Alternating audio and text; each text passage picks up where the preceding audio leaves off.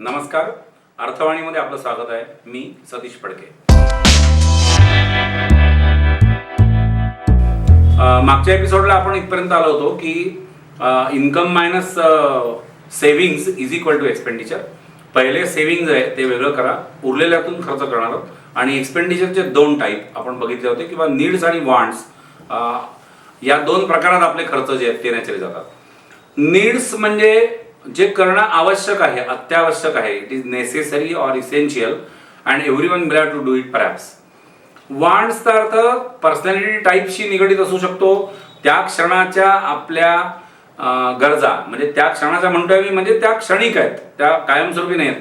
तेव्हाच्या आपल्या गरजा ज्या आहेत त्यांना आपल्याला वॉन्ट्स म्हणता येईल. हिंदी मला असं वाटतं की दोन शब्द ते जास्त चपखलपणे बसतात. एक असतो जरूरते आणि दुसरा असतो चाहते. तुम क्या चाहते हो भाई? हम तो बहुत कुछ चाहते हैं और पता नहीं कौन कौन क्या चाहेगा. तो ये चाहने के लिए कोई सीमा नहीं और चाहने के लिए कोई पाबंदी नहीं है और हर आदमी के हिसाब से वो बदलेगा शायद. मग हे जे वॉन्ट्स आहेत, या वॉन्ट्स वर 20% असं आपण म्हटलं होतं. 50% नीड्स, 20% वॉन्ट्स, म्हणजे दोन्ही मिळून झाले 70, आणि 30% जे आहेत हे naturally savings. No doubt we have talked it earlier की 30% सेव्हिंग आपण पहिले करणार आहोत आणि उरलेले 70% खर्च करणार आहोत.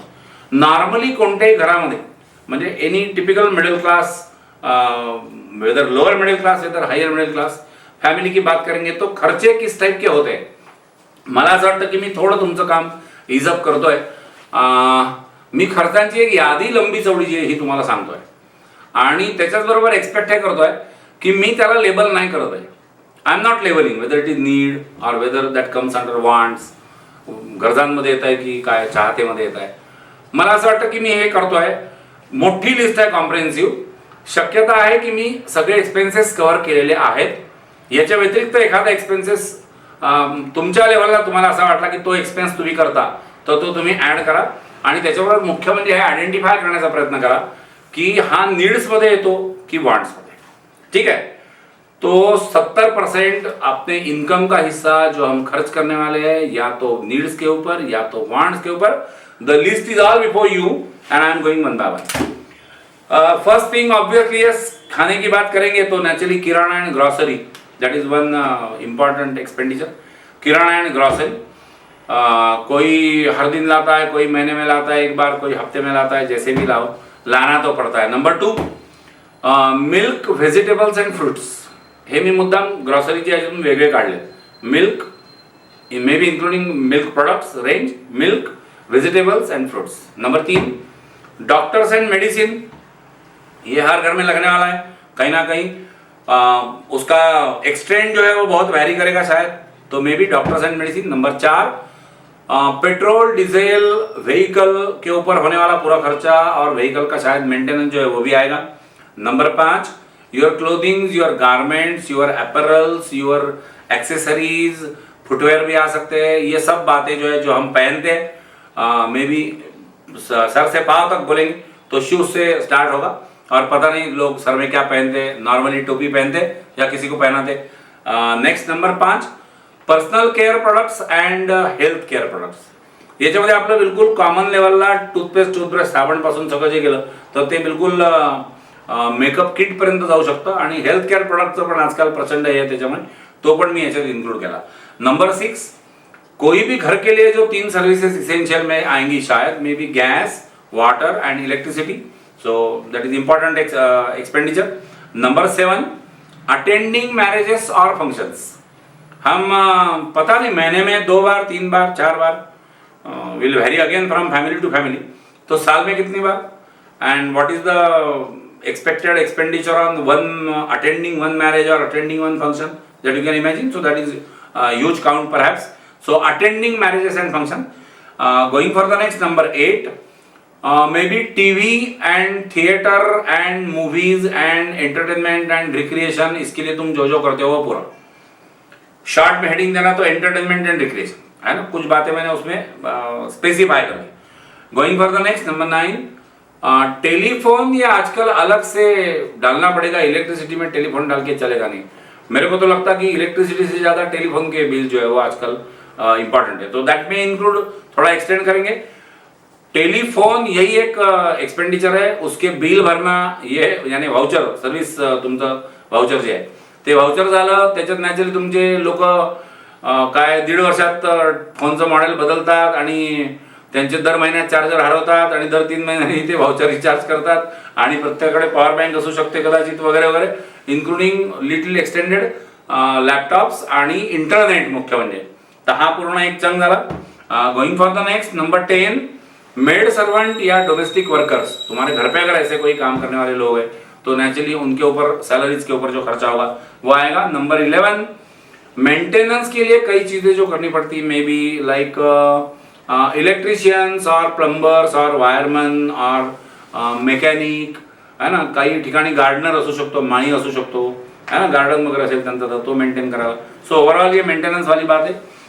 Number 12, education. बच्चों का एजुकेशन है तो एजुकेशन से जुड़ी पूरी बात है. स्कूल कॉलेजेस की फीस, ट्यूशन फीस, उनके हॉबी क्लासेस या उनके ऊपर जो जो हमारा खर्चा हो रहा है, एजुकेशन ये हेड के अंडर. स्टडी और लर्निंग मटेरियल जो है वो भी उसमें आएगा पूरा, ये एक मेजर हेड. नंबर 13, टैक्सेस यानी हाउसिंग टैक्सेस. घर का जो टैक्स भरना पड़ता हो या फिर उसका रेंट जो देना पड़ता हो और उसका ईएमआई तुम बोल सकते हो. कोई किराए के घर में रह रहा है तो उसको टैक्स नहीं भरना पड़ेगा शायद, डिपेंडिंग ऑन एग्रीमेंट, तो उसको रेंट भरना पड़ेगा. कोई खुद के घर में रह रहा है तो उसको टैक्स भरना पड़ेगा. कोई हाउसिंग लोन लेके घर में रह रहा है तो उसको ईएमआई भी भरना पड़ेगा और शायद टैक्स भी भरना पड़ेगा. Okay, then going for the next, holidays and tours. Weekend के लिए कोई हॉलीडेज में जाता है, छोटा हॉलीडे या छोटा break and whatever the concept. कोई लंबे छुट्टी के ऊपर जाता है, समर वैकेशन में लंबा वैकेशन होता है नॉर्मली हमारे यहाँ, दिवाली एंड क्रिसमस में भी, तो ये पूरा आ गया. Then may be next number 15, parties and clubs depending on the families. Naturally आपके फैमिली में है नहीं है, देख लो. नंबर 16, फ्लाइट्स के ऊपर होने वाला खर्चा जो है वो. Number 17 may be arranging marriages and functions. ऊपर जो मैंने बोला था वो अटेंडिंग मैरिजेस एंड फंक्शन था, ये मैं अरेंजिंग मैरिजेस एंड फंक्शन बोल रहा हूँ. कितने सारे फंक्शन हम अरेंज करते हैं, वो फंक्शन को तुम पार्टी का नाम भी दे सकते हो. बर्थडे पार्टीज कितनी होती है घर में, हम कितनी बार बर्थडे पार्टीज करते हैं, कोई एनिवर्सरीज होती है या पता नहीं और जो जो फंक्शन होते हैं. Going for the next, purchasing and shopping. ये ऊपर का छोड़ के परचेसिंग एंड शॉपिंग है ना. विंडो शॉपिंग, ऐसे मॉल में गए, जो लिस्ट था वो अलग था, कुछ शॉपिंग करके लाए, पैसा है इसलिए शॉपिंग कर रहे हो, तो ये जो शॉपिंग है ये एक. नंबर में भी 19, ई शॉपिंग और अमेजॉन एंड फ्लिपकार्ट एंड पता नहीं और कितने इतने सारे निकल गए अभी ऐप. तो ये जो पूरा है ऑलमोस्ट ऑल किसी किसी घर में क्या वन डे अल्टरनेट कोई ना कोई पार्सल आते रहते, कुछ कुछ घरों में एक दिन में 3-3 बार आते. तो ये देख लो. And may be the last, I am not saying it last, I am expecting that it may be the last, I hope. कि पेट्स एंड अलाइड एक्सपेंसेस ये भी होता है. कुछ कुछ घरों में लोगों को पेट्स का शौक होता है, कोई कुत्ते रखते हैं, कोई और पता नहीं क्या क्या रखते हैं, तो उसके ऊपर भी कोई खर्चा होगा. इतने सारे हेड मैंने आपको बता दिए. तो इसमें से नीड्स कौन सा और इसमें से वांट्स कौन से, ये आपको डिसाइड करना पड़ेगा. If at all we want to have our financial planning going in a better way that will improve our quality of the life, जैसे मैंने पहिले बोला होता की पैशाची विवंचना असणं हे आतून आतून जीवनाला पोखरत जातं आणि आपल्याला काही न करता हॅपी राहायचं असेल तर आपलं हे बजेट जे आहे हे आपलं चांगलं चाललंय आणि 4 पैसे आपण ठेवून आहोत मागे, हे फिलिंग जितकं महत्त्वाचं किंवा उबदार असतं ना त्याच्यापेक्षा जगात काही महत्त्वाचं नसतं असं मला वाटतं. आणि जर तसं असेल तर थोडंसं काही कष्ट जे आहेत ते पण तुम्हाला घ्यायला लागतील. इतना कोई डिफिकल्टी वाला काम नहीं है. लिस्ट मैंने दे दिया है, you have to just rewind the video और listen it once again and think over the item and then just classify what comes under needs and what comes under want.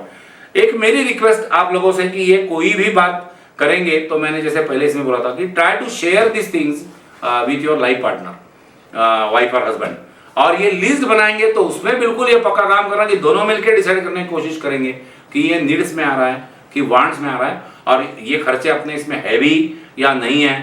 कोई इसमें से नहीं होगा तो बहुत अच्छी बात है, वो अपने पीछे मत लगा लो, और कोई अगर है और वो कहाँ जा रहा है नीड्स में कि वांट्स में, तो you can decide. So all the best for exercise. Thank you.